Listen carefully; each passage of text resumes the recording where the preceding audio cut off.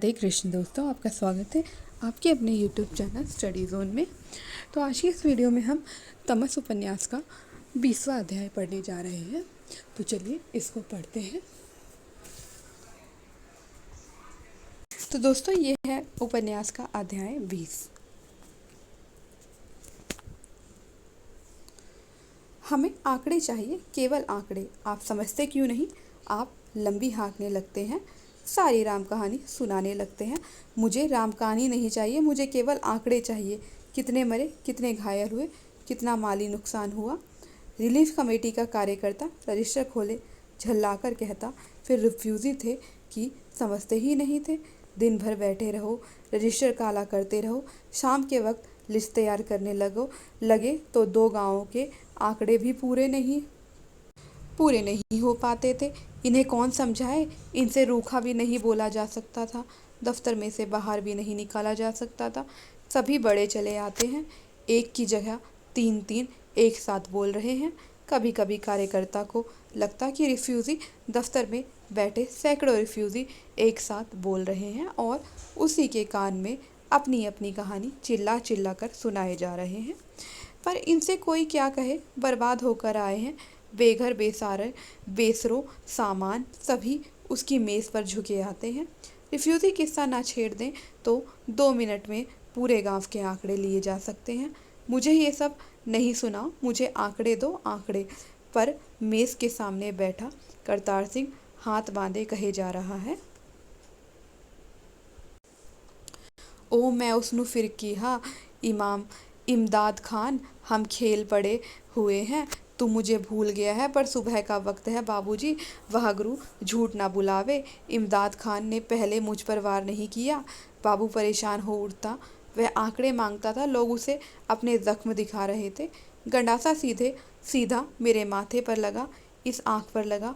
क्यों बाबूजी, मेरी आंख बच जाएगी? दादा कहने लगा। बंता सिंह, आंख पर से पट्टी नहीं खोलना। मैंने पट्टी नहीं खोली, ये आंकड़े नहीं थे, ये बावेला था। और अब एक और आदमी मेज के सामने आ बैठा था। आंकड़ों वाला बाबू मेज पर से आंख उठाए बिना सवाल पूछे जा रहा था और जवाब लिखे जा रहा था। नाम हरनाम सिंह, वल्दियत सरदार गुरदयाल सिंह, मौजा ढोक इलाही बख्श, तहसील नूरपुर। कितने घर हिंदुओं सिखों के थे? केवल एक घर, मेरा घर जी। बाबू ने सिर ऊपर उठाया। बड़ी उम्र का एक सरदार सवालों के जवाब दिए जा रहा था। तुम बचकर कैसे आ गए? करीम खान के साथ हमारे बड़े अच्छे ताल्लुक थे। शाम को जब बाबू ने उंगली का इशारा करके उसे बोलने से बंद कर दिया। जानी नुकसान? नहीं जी, मैं और मेरी घरवाली बचकर आ गए हैं। बेटा इकबाल सिंह नूरपुर में था जी, उसका कुछ मालूम नहीं। बेटी जसवीर कौर सैयदपुर में थी, वह कुएं में डूब मरी है। बाबू ने फिर उंगली का इशारा करके उसे चुप करा दिया। सीधा कहो, जानी नुकसान? एक बेटी डूब मरी, मगर वह तुम्हारे गांव में तो नहीं मरी? जी नहीं, ये आंकड़े अन्य गांवों के हैं, आप अपने गांव की सुनाइए। माली नुकसान? दुकान जल गई है, सारा सामान लूट लिया गया है। एक ट्रंक था, वह भी चोरी हो गया था, उसमें 2 सोने के कड़े, पर वह ट्रंक मैंने खुद ही एहसान अली को दे दिया था। राजो, उसकी घरवाली बड़ी नेक वक्त औरत है, उसने। बाबू की उंगली फिर से खड़ी हो गई थी। हरनाम सिंह चुप हो गया था। दुकान कितनी लागत की होगी? क्यों बंतो, दुकान कितनी लागत की रही होगी? कुल लागत बताइए, सामान समेत। जल्दी कीजिए, मुझे और भी बहुत काम है। यही 7-8 हज़ार पीछे ज़मीन थी, कुछ 10 हज़ार लिख दूँ? जी लिख लीजिए। कोई माल बरामद करना है? जी, एक बंदूक है, 2 नाली बंदूक है, वह अधीरों में जलालदीन सूबेदार के घर में रखी है। तुम तो अधीरों के नहीं हो, तुम तो ढोक इलाही बख्श के हो। जी, हम ढोक इलाही बख्श से भाग गए थे। पहली रात तो हम नदी के किनारे किनारे भागते रहे, दिन का वक्त एहसान अली के घर में रहे, रात को फिर चलते रहे। दूसरे दिन अधीरों में जलालदीन ने हमें पनाह दी। वह बहुत भला आदमी है जी, उसने हमें अलग से बर्तन दिए कि अपनी रसोई आप कर लो। बस बस छोड़िए, इस सूबेदार का नाम और पता बोलिए। हरनाम सिंह अपनी दास्तान सुनाना चाहता था, अपने बेटे के बारे में पूछताछ करवाना चाहता था, मगर बाबू ने एक नहीं सुनी, सारा वक्त होठों पर उंगली रखे रहा और फिर उसे चलता कर दिया। अब आप तशरीफ़ ले जाइए। आंकड़ों वाले बाबू ने अपनी ज़रूरत की चीज़ लिख ली थी। अनाज के दाने निकाल लिए थे, बाकी सब भूसी थी, भूसी ही भूसी। पर कभी कभी बाबू सुनने लगता तो सुनता चला जाता। कोई कोई आप बीती उसे बांध लेती, उसका दिल और दिमाग जकड़ लेती। क्यों बाबूजी, क्या मालूम मेरी सुखवंत ने कुएं में छलांग नहीं लगाई हो? क्या मालूम जी, बेटे को लेकर गांव में ही कहीं छिपी बैठी हो? मैं गली में भागता हुआ अपने घर गया था जी, खाट लेने के लिए, क्योंकि आशा सिंह जख्मी हो गया था। तभी मैंने बहुत सी औरतों को गुरुद्वारे में से निकलते देखा, सुखवंत भी उनके साथ थी। मुझे क्या मालूम जी कहाँ जा रही है। उसके हाथ ऊपर को उठे हुए थे और गले में पल्ला डाल रखा था। जब मैं खाट लेकर आया तो सुखवंत गली में खड़ी थी। पहले वह भी औरतों के पीछे जा रही थी, फिर वह पीछे खड़ी हो गई थी। हमारा बेटा गुरमीत गुरुद्वारे के चबूतरे पर खड़ा था। उस वक्त पीछे स्कूल जलने लगा था। आग की आग की लपटें कभी ऊपर को उठती तो रोशनी तेज हो जाती, फिर कभी बैठ भी जाती तो गली में धूप छां जैसी होने लगती। इसी धूप छां में मैंने देखा सुखवंत घबराई हुई थी। वह कभी घबराती नहीं थी, पर आज घबराई हुई थी। वह लौट आई, बेटे के पास लौट आई, फिर गली में खड़ी हो गई। जब आग भड़की तो मैंने देखा वह गली के बीचों बीच कांपती सी खड़ी थी। सुखो, क्या कर रही है, मैंने कहा, पर उस वक्त सोचने कहने का वक्त ही कहाँ था। अगर उस वक्त सुखवंत की नज़र मुझ पर पड़ जाती तो वह गुरमीत को तो नहीं ले जाती जी। फिर एक बार वह बेटे के पास गई और फिर चलते चलते रुक गई। मुझे क्या मालूम था जी वह क्या करने जा रही है, क्या सोच रही है। तभी गांव के बाहर शोर होने लगा था। या अली की आवाज़ें आने लगी। तभी मैंने घूमकर देखा तो सुखवंत लपक कर गुरमीत के पास आई और गुरमीत को बाहों में उठाकर भागती हुई औरतों के पीछे पीछे जाने लगी। आखिरी बार जब मैंने उसे देखा तो सुखवंत भागी जा रही थी और उसका हरे रंग का पल्ला उड़ रहा था। उसके बाद गली का मोड़ आ गया जी और वह आंखों से ओझल हो गई। मैं यही पूछता हूँ ना जी, क्या मालूम सुखवंत ने कुएं में छलांग नहीं लगाई हो? क्या मालूम जी गुरमीत को साथ में ही ले गई हो? क्या मालूम गुरमीत नहीं डूबा हो, वहीं कहीं कुएं के पास घूम रहा हो? क्यों जी, क्यों बाबूजी, इसका पता नहीं लगाया जा सकता?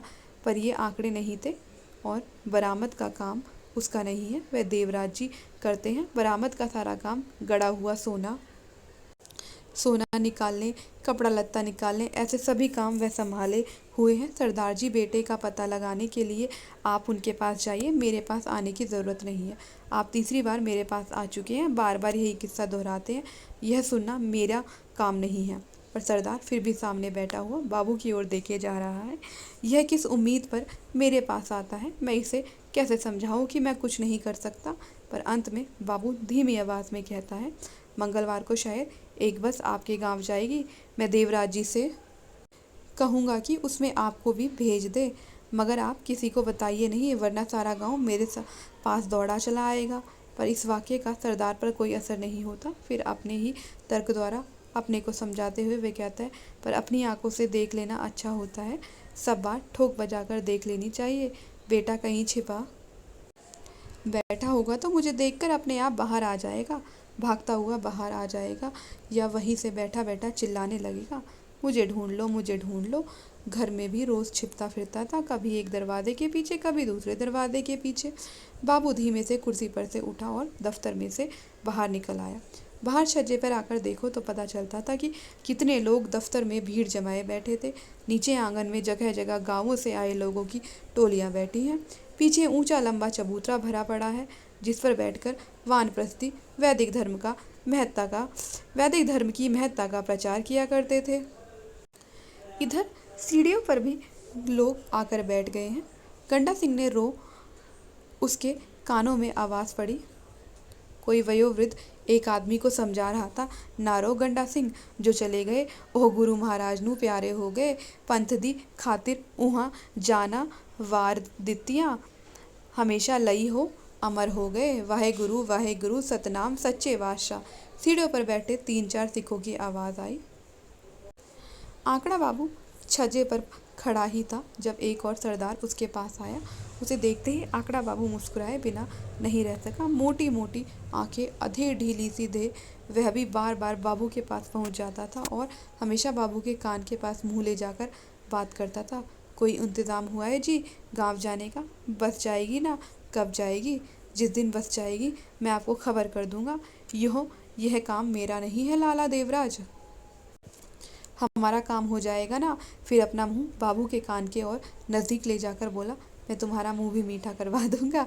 इस पर बाबू ने तनिक खींचकर कहा, ओ सरदार जी कोई अकल की बात किया करो। कुएं में कुछ नहीं तो 27 औरतें डूब मरी हैं। उनमें से तुम कैसे पहचानोगे कि तुम्हारी घरवाली कौन सी है? यह तुम मुझ पर छोड़ दो वीर जी, मैं कड़े देखकर ही पहचान लूंगा। 5-5 तोले का एक कड़ा है, गले में सोने की जंजीर है। अब घरवाली डूब मरी जो सबके साथ हुई है वह मेरे साथ भी हुई है, पर ये कड़े और जंजीरें मैं कैसे छोड़ दूं? क्यों वीर जी? फिर मुंह कान के पास ले जाकर बोला, जो उतरवा दो तो बीच में से तुम्हें भी दे दूंगा। ऐसी बात नहीं है। उस नेक वक्त ने यह भी नहीं सोचा कि भाई मैं तो डूबने लगी हूँ, मैं अपने कड़े तो उतार देती जाऊँ। क्यों वीर जी? पर हम तुम्हारा मुंह मीठा करा देंगे, आप हमारा ये काम करवा दो। फिर हटकर बाबू के मुंह की ओर देखता रहा। और किसी को पता नहीं चले, मैं और आप बस में, और किसी को ले जाने की ज़रूरत नहीं है। और सरदार जी लाशें फूलकर ऊपर तक आ गई हैं। फूली हुई लाश की कलाई पर से आप कड़े उतार सकते हैं? कोई अकल की बात किया करो। क्या सरकार आपको उतारने देगी? क्यों जी? बीवी मेरी है, माल मेरा है, कपड़े कड़े अपने पैसों से बनवाए हैं, किसी के चोरी तो नहीं किए। घन्ना हथौड़ी साथ में लेकर चलेंगे, कहोगे तो किसी सुनार का कोई छोकरा भी साथ में ले लेंगे। मिनटों में काम हो जाएगा। काम करने की नीयत हो तो सब हो सकता है। ओ सरदार जी कुछ सोच समझ कर बात करो। पहले सरकार शनाख्त मांगेगी, गवाहियाँ मांगेगी। फूली हुई लाश को पहचानना क्या आसान काम है वीर जी? पर यह तो काम आपका है ना, मुंह जो आपका मीठा कराएंगे, तो इतना काम तो आप करेंगे ही। सरदार जी यह मेरा काम नहीं है, कुछ समझा करो। मैं केवल आंकड़े इकट्ठे करता हूँ। माली नुकसान के फेहरिस्त में मैंने आपकी पत्नी के कड़े और जंजीरी दर्ज कर लिए हैं। माल बरामद करवाने का काम मेरा नहीं है। इस पर सरदार ने बाबू का हाथ पकड़ लिया। नाराज़ नहीं हो वो। नाराज़ नहीं होते बाबूजी, दुनिया के काम चलते ही रहते हैं। फिर बाबू के साथ सटकर खड़ा हो गया और बाबू के दाएं हाथ को अपने हाथ में लेकर उसकी 3 उंगलियों को अलग अलग गिनते हुए बोला, क्यों ठीक है, मंजूर है ना? 3 उंगलियां पकड़ने का मतलब था 3 बीसे यानी 60 रुपए। सरदार जी क्यों अपना वक्त ज़ाया कर रहे हो? मैं कुछ नहीं कर सकता। इस पर सरदार बाबू की उंगलियां छोड़ उसके चेहरे की ओर देर तक घूरता रहा। फिर अपनी चादर कंधे पर संभाले हुए सीढ़ियों की ओर मुड़ गया। सीढ़ियों के पास पहुंचकर फिर खड़ा हो गया। ओ बाबू क्यों? और हाथ ऊपर उठाकर 4 उंगलियां दिखाई। क्यों मंजूर है? बाबू ने मुंह फेर लिया। थोड़ी देर बाद सरदार की आवाज़ आई, कुछ तो रहम करो हम लोगों पर, हम बर्बाद होकर आए हैं। बाबू ने घूम कर देखा तो वह सीढ़ियाँ उतर रहा था। कुछ देर बाद बाबू स्वयं सीढ़ियाँ उतरकर नीचे आंगन में आ गया। मेज़ पर ज़्यादा देर तक बैठे रहना उसके लिए असंभव हो जाता था। शाम तक दफ्तर में रहना ज़रूरी होता था, क्योंकि दिन भर की तफसील का शाम के वक्त जोड़ लगाया जाता था। फिर उन तथ्यों को की एक नकल अखबार के नुमाइंदों को भेजी जाती, एक कांग्रेस के दफ्तर में, तीसरी फाइल में। पर मौत के आंकड़ों में 19-20 का ही फ़र्क होता। कहीं 2 मुसलमान ज़्यादा तो कहीं 2 हिंदू कम। माली नुकसान हिंदुओं सिखों का हुआ था। कल शाम देवदत्त आया था, कहने लगा, आज क्या जोड़ निकला? आज तहसील नूरपुर के कुछ आंकड़े मिले हैं। मरने वालों की संख्या में बहुत अंतर नहीं, जितने हिंदू सिख लगभग उतने ही मुसलमान। देवदत्त रजिस्टर हाथ में लेकर उसके पन्ने पलटता रहा, फिर उसे लौटाते हुए बोला, पन्नों पर एक खाना और जोड़ दो, गरीब कितने मरे और खाते पीते लोग कितने मरे। इसमें क्या तुक है? तुम हर बात में अमीर गरीब को घसीट लाते हो। यह भी एक पहलू है आंकड़े इकट्ठे करने का। दोनों ओर के गरीब कितने मरे, अमीर कितने मरे, इससे भी तुम्हें कई बातों का पता चलेगा। आंगन पार करते समय आंकड़ा बाबू की आंखें अनेक व्यक्तियों को पहचानने लगी हैं। सीढ़ियाँ उतरते ही दाएं हाथ वह लड़की जो रोज़ की तरह डोल रही थी, जिसके मंगेतर का पता नहीं चल रहा था कि वह जीवित है या मर गया है। वह तीनों अस्पतालों के चक्कर काट आई थी, पर कुछ पता नहीं। कुछ पता नहीं चला था। थोड़ा आगे वह हरनाम सिंह दोनाली बंदूक वाला अपनी पत्नी के साथ बैठा था। आंकड़ा बाबू ने मुंह फेर लिया। वह जानता था कि आंखें मिलने पर वह फिर अपनी बंदूक के लिए उसकी मगज पच्ची करने लगेगा। चबूतरे पर एक और कांग्रेस के कुछ कार्यकर्ता बैठे आपस में बहस कर रहे थे। कश्मीरी लाल कह रहा था, तुम सीधा मेरे सवाल का जवाब दो। अगर मुझ पर कोई हमला करे तो उस वक्त मैं क्या करूं? उसके आगे हाथ जोड़ दूं कि मुझे मार ले? मैं तो अहिंसा में विश्वास रखता हूं। चिड़ी जितनी तो तेरी जान है, तुझ पर हमला करके किसी ने लेना क्या है? शंकर ने ठिठोली की। क्यों? हमला क्या पहलवानों पर किया जाता है? हमला हमेशा कमज़ोर लोगों पर किया जाता है, जीत सिंह ने जोड़ा। यह मजाक नहीं है, कश्मीरी लाल ने फिर कहा। मैं जानना चाहता हूँ कि ऐसे वक्त में अहिंसा क्या कहती है, मैं क्या करूँ? उसने बख्शी जी को संबोधन करके कहा, पर बख्शी जी उसके सवाल की ओर कोई विशेष ध्यान नहीं दे रहे थे। मैं आपसे पूछ रहा हूँ बख्शी जी, बात को टालिए नहीं। क्या है? पूछ। क्या पूछता है? बापू ने कहा है कि हिंसा मत करो। अब फिसाद के वक्त मुझ पर कोई हमला कर दे तो मैं क्या करूं? क्या उस वक्त मैं उसके सामने हाथ जोड़ दूं? मार ले भाई, गर्दन झुका दूं? काट ले भाई गर्दन? क्या क्या करूं? शंकर बीच में बोल पड़ा। गांधी जी ने कहा है कि खुद तशद्दुद नहीं करो। गांधी जी ने यह नहीं कहा कि कोई तुम पर हमला करे तो तुम उसका जवाब ही नहीं दो। फिर मैं क्या करूं? अगर कोई तुम पर हमला करे तो तू उसे कहना, ठहर, मैं कांग्रेस के दफ्तर से पूछा हूं कि मुझे अपना बचाव करना है या नहीं। जीत सिंह बोला। बापू ने हिंसा करने की मनाही की है। उस वक्त तुम उसे समझाओ कि वह जो कुछ कर रहा है वह बहुत बुरा कर रहा है।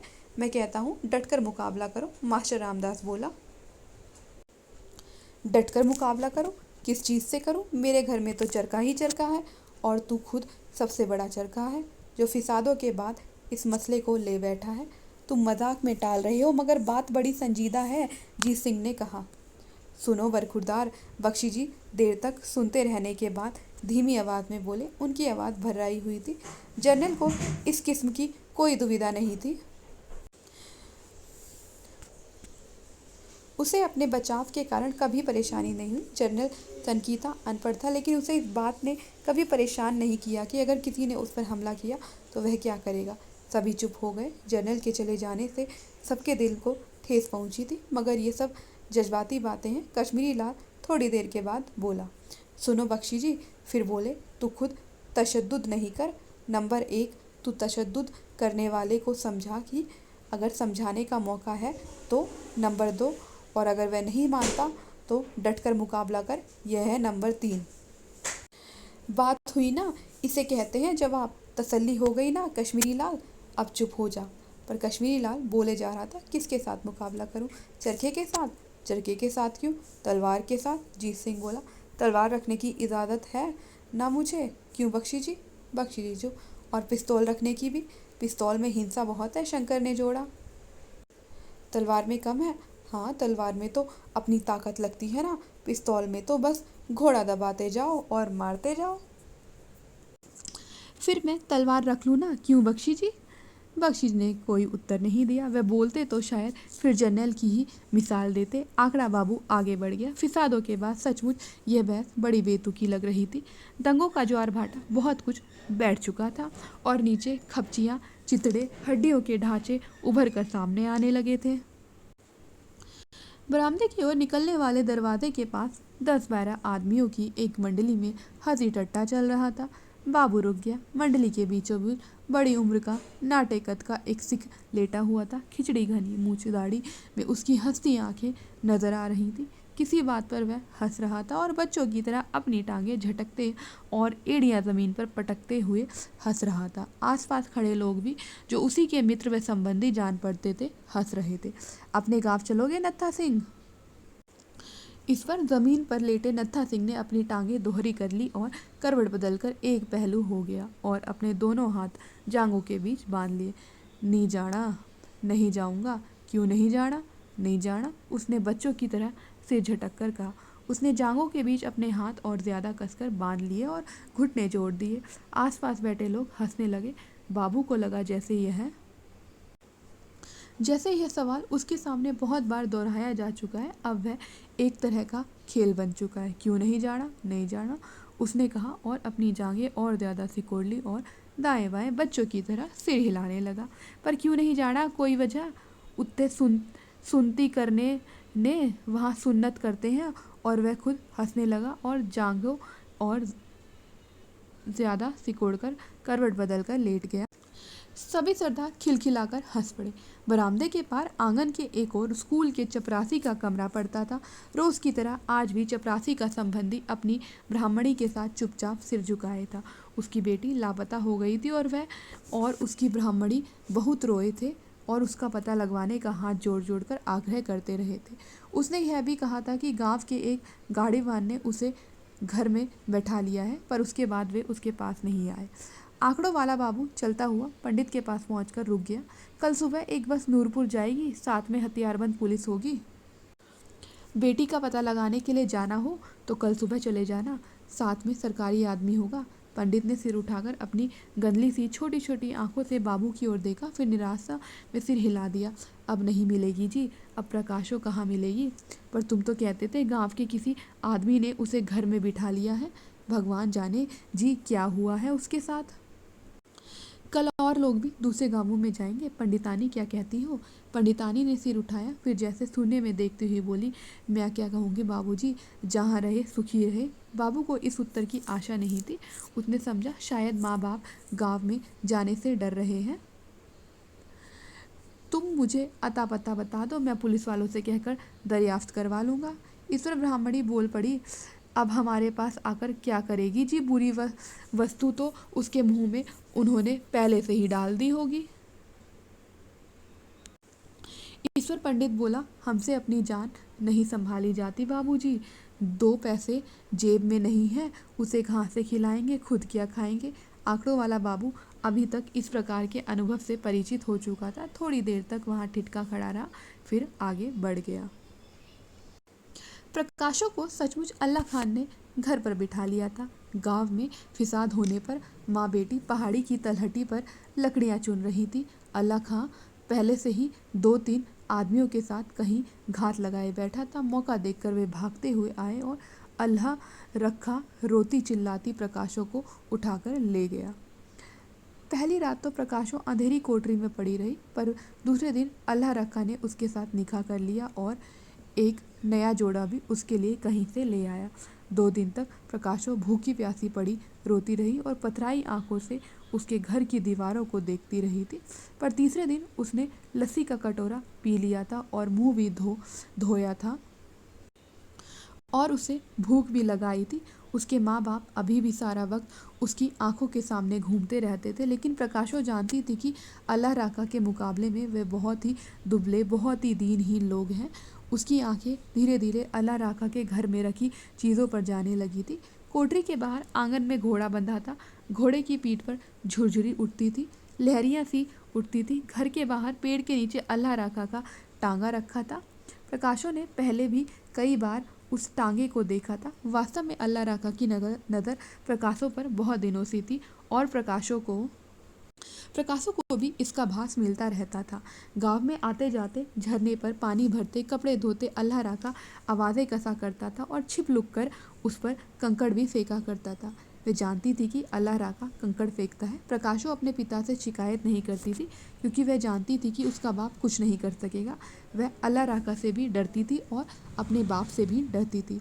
और फिर फिसादों में अल्लाह राका छटपटाती रोती प्रकाशों को उठाकर अपने घर लाने में सफल हो गया। और इस समय जब रिलीफ दफ्तर में प्रकाशों की माँ रो रो कर उसे याद कर रही थी और उसे अपने पास लौटा लाने का साहस नहीं जुटा पा रही थी, उसी वक्त प्रकाशो अल्लाह राका के डर के मारे नया जोड़ा पहने अल्लाह राका की कोठरी में खाट पर बैठी थी। और तभी अल्लाह राका उसके सामने आकर बैठ गया था और रुमाल में बंधी पोटली उसके सामने खाट पर खोलकर कह रहा था, खा। प्रकाशो सारा वक्त खाट के पायताने की ओर देखे जा रही थी। ना हूँ ना हाँ, उसने आंख उठाकर ना तो अल्लाह राका की ओर देखा था और ना रुमाल की ओर। खा मिठाई है, सूरे नीए बच्ची है, खा मिठाई लियावा तेरे वास्ते, सुअर की बच्ची, खा तेरे लिए मिठाई लाया हूँ। अब की बार प्रकाशो ने आंख उठाकर मिठाई की ओर देखा। अल्लाह राका की ओर देख पाने की उसे अभी भी हिम्मत नहीं हो रही थी। खा, अल्लाह राखा ने सहसा चिल्लाकर कहा, जिससे प्रकाशो सिर से पैर तक कांप गई। मिठाइये सूरे निये धिये जहर नहीं, मिठाइये सूअर की बच्ची जहर नहीं है। और अल्लाह राखा ने सफ़ेद बर्फी का टुकड़ा हाथ में उठाया और आगे बढ़कर बाएं हाथ से प्रकाशो के गाल पकड़कर भींचे, जिससे प्रकाशो का मुंह खुल गया और उसने बर्फी का टुकड़ा उसमें ठूस दिया। प्रकाशो को अल्लाह राखा की इस चिल्लाहट के पीछे आग्रह की भनक मिल गई थी, पर वह अभी भी डरी सहमी बैठी थी। मुसलमान के हाथ से वह मिठाई कैसे खा लेती? हिंदू हलवाई की दुकान की है, सूरे नहीं है बच्चिए खा। धीरे धीरे डर की मारी प्रकाशो मिठाई का टुकड़ा मुंह में चबाने लगी थी। उसे चबाता देख अल्लाह राका हंस पड़ा, बोला, जहर है कि मिठाई? प्रकाशो किसी किसी वक्त मिठाई चबाती रहती, किसी वक्त मुंह बंद कर लेती। खा। इस पर अल्लाह राका जोर से कहता और प्रकाशो का जबड़ा फिर से चलने लगता। प्रकाशो के शरीर की गंध अल्लाह राका को बेचैन करने लगी थी। अपने हाथ से खा। अब की बार अल्लाह राका की आवाज़ धीमी पड़ गई। नहीं खाएगी तो मैं लिटाकर सारी मिठाई तेरे मुंह में ठूस दूंगा। खा। प्रकाशो ने उसकी ओर देखा। अल्लाह राका को उसने पहले भी कई बार देखा था, लेकिन इतने नज़दीक से कभी नहीं देखा था। उसकी पतली पतली काली मूछें उसे नजर आई। अल्लाह राका ने आंखों में सुरमा डाल रखा था और उसने कपड़े भी उजले पहन रखे थे, बालों में तेल डाले हुए था। प्रकाशो का डर कुछ कम हुआ, पर बाहर से वह पहले की ही तरह डरी सहमी बैठी रही। खाएगी या लिटाकर खिलाऊं? अल्लाह राका ने कहा और उसका बायां हाथ फिर प्रकाशो की टुड्डी और गाल को पकड़ने के लिए उठा।